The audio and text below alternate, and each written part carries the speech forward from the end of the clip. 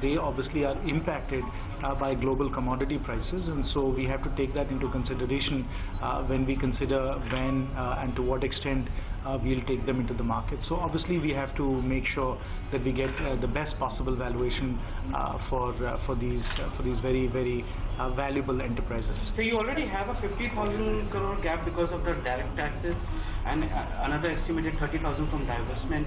How will you bridge the fiscal deficit? On the tax side, we are actually doing quite well, and we are very close to all of our targets, because while direct taxes are down somewhat, indirect taxes are actually doing quite well. So in that sense, as far as taxes are concerned, we are in a good position. With respect to the divestment revenues and a variety of other non-tax revenues, obviously we'll have to see exactly how they balance themselves out.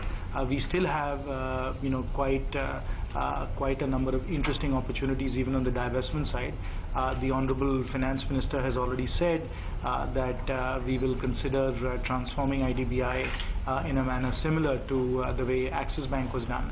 And so we have opportunities there as well. So let's see how it all plays out. Will you be bringing a strategic investor for IDBI? We'll have to see how all of that plays out. So on the issue of GST, are we on time to start from April 1st? Well, as far as this government is concerned, we are absolutely ready on April 1, 2016 to get GST launched and to ensure that all Indian citizens and businesses get the full benefits of GST. What we really need is our colleagues across the aisle to work with us to get GST passed. We will of course make our utmost efforts during this winter session that's coming up to ensure that GST gets passed. But really it will be a function of what happens in Parliament.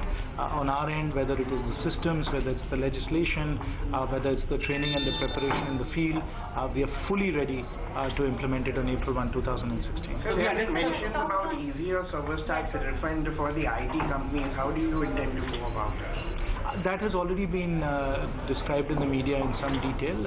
Again, what we would like to be able to do is to make the tax system as user-friendly and as simple and as predictable as possible.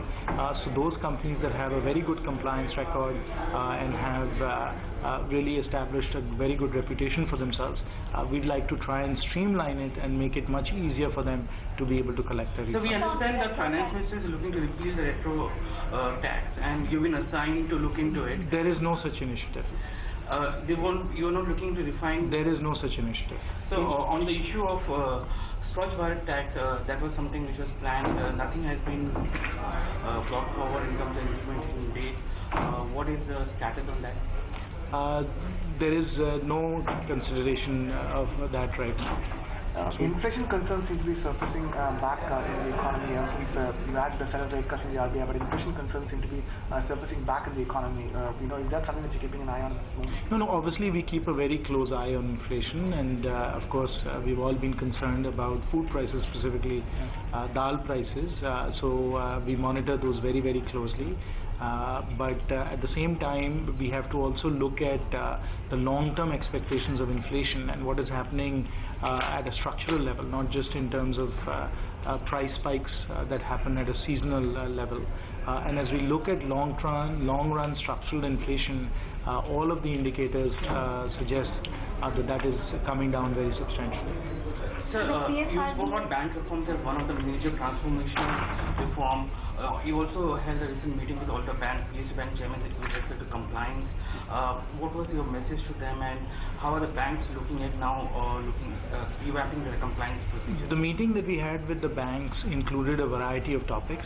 Obviously, we spent quite a bit of time on compliance, but we also spent a lot of time discussing governance, strategy, and talent development. As you know, Indradhanush is a 7-point program. It's a comprehensive effort to strengthen our public sector banks. Obviously, it includes NPAs as well.